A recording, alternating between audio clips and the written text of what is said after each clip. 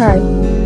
ಪ್ರತಿ ಹೆಣ್ಮಕ್ಳಿಗೂ ನಮಗೆ ಬೆಳಗ್ಗೆ ಏನು ತಿಂಡಿಗೆ ಏನು ಮಾಡೋದು, ಮಧ್ಯಾಹ್ನ ಊಟಕ್ಕೆ ಏನು ಮಾಡೋದು, ಸಂಜೆ ಅಡುಗೆಗೆ ಏನು ಮಾಡೋದು, ಅಥವಾ ಮಕ್ಕಳಿಗೆ ಸ್ನ್ಯಾಕ್ಸಿಗೆ ಏನು ಕಟ್ಟಬೇಕು ಇದೇ ಆಗ್ಬಿಟ್ಟಿರುತ್ತೆ.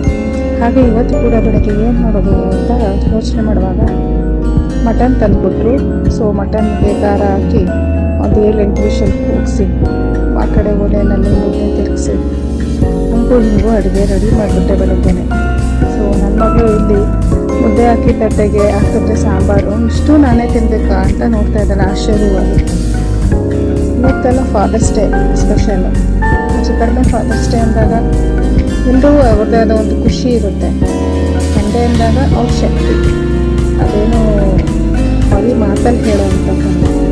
ಹಾಗೆ ನಮ್ಮ ಅಪ್ಪನೂ ಬಂದರು, ಅವ್ರಿಗೂ ತಿಂಡಿ ಹಾಕ್ಕೊಟ್ಟೆ. ಅವ್ರು ಭಾಳ ಇಷ್ಟಪಟ್ಟು ಸೂಪರ್ ಅಂತ ಕೂಡ ಹೇಳಿದ್ರು. ಎಲ್ರಿಗೂ ಹ್ಯಾಪಿ ಫಾದರ್ಸ್ ಡೇ ಸ್ಪೆಷಲ್ ಅಂತ ನಾನು ಒಂದೆರಡು ಸೆಲ್ಫಿ ಕೂಡ ಕ್ಲಿಕ್ ಮಾಡಿದೆ.